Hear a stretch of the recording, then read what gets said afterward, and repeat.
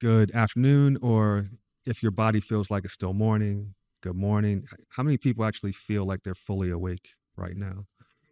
I heard some. All right, yeah. All right, I sympathize. I flew in from DC last night, so I'm awake for this. Lionel Foster, I'm head of platform at Camber Creek. Camber Creek is a venture firm focused on technology for the real estate sector, and we work with amazing groups like NHP Foundation. We will evaluate any given year about 1,000 real estate technology companies, and we're happy to tell people the best of what we're seeing. And that is actually how I met Carlos, because NHP Foundation has, last I heard, it was 17,000 affordable housing units. 9,000. Okay. Well, I upgraded them, 9,000 affordable housing units and counting. And when I heard about their journey with technology, I said, Carlos, we need to talk about that. So, Carlos, how about we start with an introduction to NHP Foundation so people can situate you in their minds? Sure, absolutely. Good afternoon, everyone. Lionel, again, great seeing you. Thank you for having me here. And before we dive into this discussion that I have been very much looking forward to, just wanted to say that my hope is that this group can take one or two things away from this discussion with the goal of continue thinking about what your platforms can do or might be able to do, collaborate with affordable housing in the long term, because I sense that there is a huge need and a big room for opportunity between what you guys do and affordable housing. And so, going back to your question, NHP. So the NHP Foundation, the company has been around for over 30 years. We are a mission-driven organization, affordable housing owner and developer. We currently own 9,000 units, 16 states and the District of Columbia. We do not self-manage. We have the pleasure to partner with third-party property management companies. Currently, we are doing business with 17 different management companies. And so you can think about or have a vision about the logistics behind the scenes, coordinating with 17 different management companies, 17 different teams, systems, IT, and et cetera. So it can get a little complicated. From a resident's perspective, the community that we serve, over 90% of our residents are households that are making no more than 60% of the average median income, also known as AMI. So if you were to work with an organization like the NHP Foundation or any affordable housing mission-driven organization, you will find yourself working with a team represented by ownership, third-party property management teams, and a group of stakeholders. And the stakeholders, by that I mean the group that are always watching these assets from a compliance perspective. And that can be a subset ranging from lenders, investors, agencies at the federal level, state, city, local level. And I highlight that because based on my experience working with some of you or some other platforms, I feel that understanding that concept, that setup, that system, it's very important for technology providers. That actually sets me up to say one thing. So I have two audiences in mind here. One is if you're a large property owner, we can have a bit of time to go behind the scenes to what your process has been in technology, strategy development, and implementation. So if you're a large property owner, maybe you learn something from that vantage point. And then if you're a vendor, just hearing how Carlos and team are structured, how they make decisions, some of their pain points, that can be helpful as you try to partner with groups like theirs. Please keep going. Yeah, I guess one more thing from NHBF perspective, specifically related to technology, we're absolutely rooting for you guys. We want you to succeed. The way that we see it is all about partnerships. If you succeed, whether it's property management, technology provider, or us, we succeed.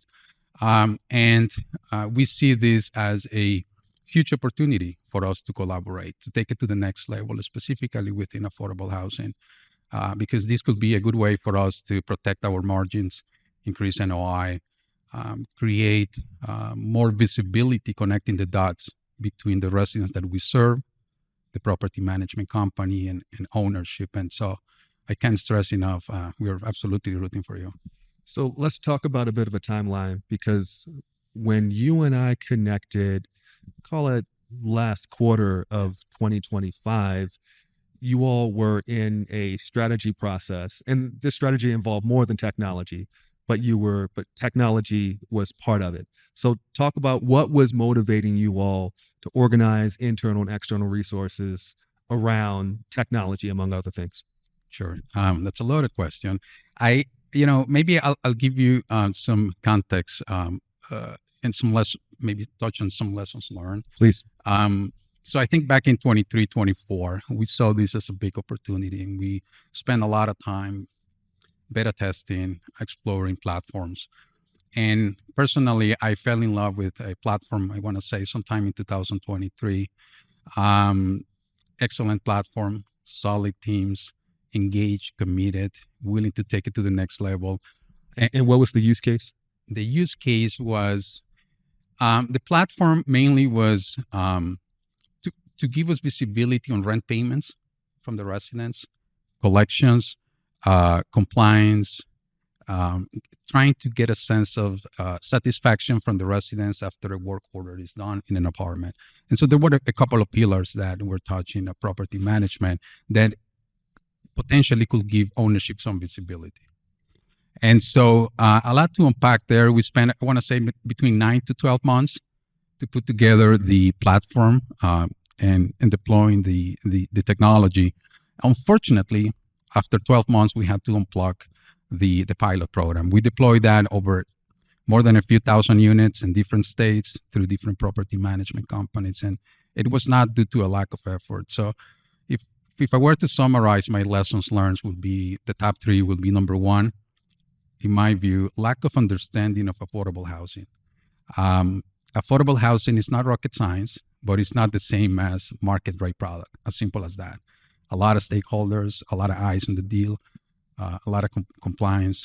And so I feel that during that process, NHPF, from ownership perspective, was spending a lot of time educating the technology provider about affordable housing.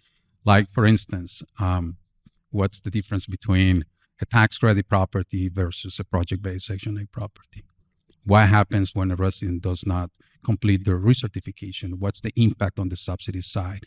And how does that communicate with the platform? And so if this platform were going to be in touch with the resident about, say, to help prevent a missed payment and what the implications of that payment would be, the compliance layer underneath was very important. Like, what are the rules that govern how you should communicate? Oh, the layers of the compliance and rules is quite large. And that was the challenge, because I think that if you are in charge of the platform, you want to be able to monitor that and tweak the platform and to take it to the next level. And so I feel that we went into a cycle inadvertently where ownership kept educating the provider. The conversations were positive, the conversations were constructive, but the consequence was that we as an owner lost sight of the overall goal. The overall goal was to, what are the KPIs, what's working and not working, as opposed to focusing on the technicalities behind compliance. So I think that's, in my view, one of the main takeaways, which is having understanding of affordable housing, the compliance piece. The second, I will say, lesson learned was that we got a little confused about who was responsible for the deploying the platform, troubleshooting, Q&A kind of thing. Because at the property level, the turnover ratio, people leaving the property, is quite high, 40, 60%. And so it requires a lot of training and ongoing training. And so at the property level, are you referring to property the management tenants or the property management company employees? Property management company employees. Wow. Okay, 40 to 60% turnover. 40, 60%. And so, every other month you have a new staff member that is responsible to use this beautiful platform that will require ongoing training. And so again, because the strong relationship between ownership and property management for many, many years, property management kept coming to us for, hey, how do we do this? why this is not working. I forgot about this. And so we got into this habit of being in the front lines for property management. In retrospect, I think that the technology provider should have played that role so that we can continue focus on the main goal and continue doing our job. So, Carlos, I'm Yeah. curious. We work with a lot of startups, and sometimes you'll see, depending on the life cycle, where in the life cycle a startup is, they could be incredibly enthusiastic about customer service and catering to your needs, or if they're a much bigger company, maybe they don't have as much hustle. Like, how did you feel you were relative to their other customers? Were you a priority, or did you feel like you were a smaller account? I have no doubt. That's a great question. I have no doubt that we were a priority. It had nothing to do with their commitment. It had nothing to do with the platform. As a matter of fact, they were in our New York City office maybe 4 or 5 weeks ago because we want to revisit the topic. And to be fair, they keep saying after this, I guess, pilot program, they became a much better company. And I feel that we're a much better potential partner for some of you after these lessons learned. The third lesson learned that I wanted to share is the legal aspect pertaining to the contracts. I think that at that time, and I don't know yet if that has been resolved, there was a lot of uncertainty and clarity about cybersecurity, data ownership, etc. And so, that's an incredible important topic to discuss. In my view, in retrospect, on day one, we left the topic month 9 or 10. By that time, we were burned out, with the troubleshooting, with the training, and then now you need to talk about the legal aspect. That's kind of boring stuff. And so, at that time, we had to unplug and say, okay, let's revisit at another time. But to reiterate, I mean, it really, in my view, had nothing to do with the platform. It had nothing to do with the potential partner or our commitment. It's just that, maybe we didn't think that through. And we feel that because of that, looking ahead in 2026, we're being more strategic about how to potentially partner with groups like you. So what I'm hearing is that was 9 to 12 months, a lot of work, possibly, I mean, you sound really gracious about it, possibly some amount of frustration across multiple constituents, but I still hear you leaning into technology. So what are some of the technology areas where you're really looking to partner with people? What are the use cases that are top of mind? Sure. Look, I cannot be more rooting for this technology despite the pilot program. I think the pilot program was sort of a success story because now I feel that we have gotten much better and looking into this. And I think in 2025, we took a break, not from thinking about it, but from exploring potential platforms. And in 2025, what we did was we started thinking about, okay, what is it that we need to do better to be a better partner with everyone here? And so we feel that going forward in 2026, the process starts with us. And when I say us, is property management and asset management, because nobody knows better the pressure points than ownership group and property management.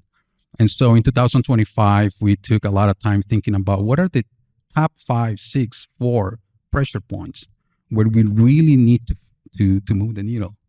And so I feel that we navigated the process, and now I feel that we have been able to narrow down those pressure points for you. Because if you go back to 23, with my peers in the affordable housing world, someone will send me an email and say, have you looked at this platform? And I will jump into that and go into a webinar and waste your time, waste my time. And now I think that we are in a position whereby we know what those 5 pressure points are and where we can call a meeting and say, hey guys, what can your platform do based on this, I guess, narrow scope of work? And so if I wanted to name a few here, in no particular order, I would say security. I think security is It can be a big budget or line item in your budgets from ownership perspective. I have seen some fascinated stuff out there that can potentially mitigate the cost and the risk in our properties by incorporating AI and security. Um, Unit inspections. There is a lot of cool stuff out there that 5 more minutes. A lot of cool stuff out there that is saving property management tons of time by just going with the application, whether it's a phone, an iPad, etc., coming into the units and do 100% unit inspection within a short period of time. And the beauty about it is that, at least from my perspective, the property management team no longer needs to go back to the leasing office, reconcile the notes, upload, download the pictures, and that kind of stuff, because the apps are already doing that. We're also entertaining platforms pertaining to cutting back on administrative/red tape. But quickly, for instance, when you have a new applicant, they need to provide a deposit check for the new apartment, new unit, or if you move out, right? You're waiting for the deposit to be sent back, and so cutting back that process, cutting back the check, someone writing a check, putting in the envelope, buying the stamp. There are some cool stuff that can mitigate that. And, there are some big companies out there that are spending millions of dollars in FedEx. And so if they were to implement that, they could potentially save a lot of money on that. The other one is, payroll. Not that we are looking to reduce site staff, but creating capacity is big. And so what I mean by that is, if we incorporate AI or tech initiatives to reduce the back and forth from an administrative perspective, then the teams at the property level can focus on other things that will generate more revenue. No, you were talking about I think you were mentioning like the security deposit solution. Yeah, Camber Creek introduced Carlos and team to a company called Whale, which is digitizing security deposits. So no checks, no money orders, everything's online.